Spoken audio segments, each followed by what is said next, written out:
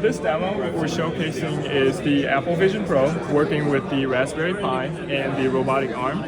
And in the video you can see that as I'm moving the marker on the virtual robot around, it's mirroring that to the physical robot. And using IK, we can work out the position, the joints of each individual component on the robot arm. And using Polyspatial, we could build an AR application to show an actual robot arm in the physical environment alongside the actual physical robot itself. So you can actually create a training simulation with that real in Polyspatial, so anyone can be there before they actually come to this real device, be fully trained, and then when they get to it, it's almost the same. Exactly, yeah, and you can extrapolate this to humanoid robots as well for teleoperated type applications. Yep. So someone could put on the headset and actually move around using IK of their body to teleoperate a robot that could be elsewhere, and it's going to mirror what they're doing, one-to-one. You work at Unity, so with Polyspatial and 2.0 coming out, we got some new things like multi-volume cameras and all.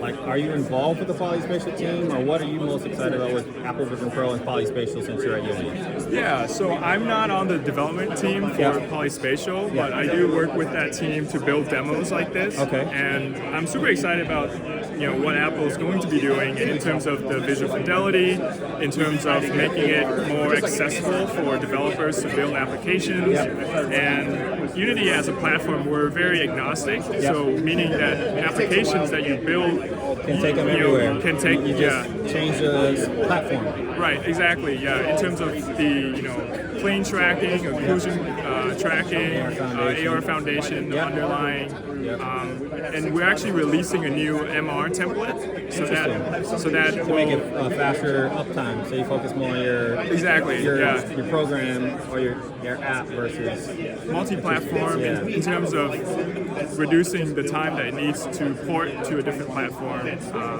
Unity 6 is amazing. Thank you. Yeah, I've been using it. It's great. I've been building for the Apple Vision Pro, so this is unique to see. A different take is.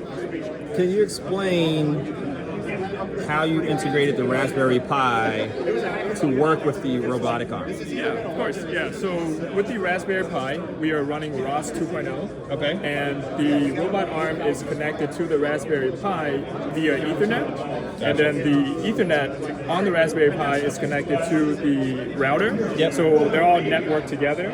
And then to AVP, you have to be on the same Wi-Fi to connect to that. On the same router. You're connected to the same router. Okay. Yeah, so this is a local running demo, but we can get this to work over Wi-Fi, so you could be in a different city as well, and you could spin up a server, and as long as the server can discover the robot arm and the Raspberry Pi, your Vision Pro would be able to connect to that server, and then you can teleoperate that from anywhere in the world.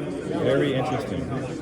At that level, I haven't seen a lot of discussion about it, but at that level of going across, not being on a local server, like security, data privacy, those type of things, it's not really talked about in spatial computing. Yeah, Apple's a king of privacy, but like, have you all looked into that?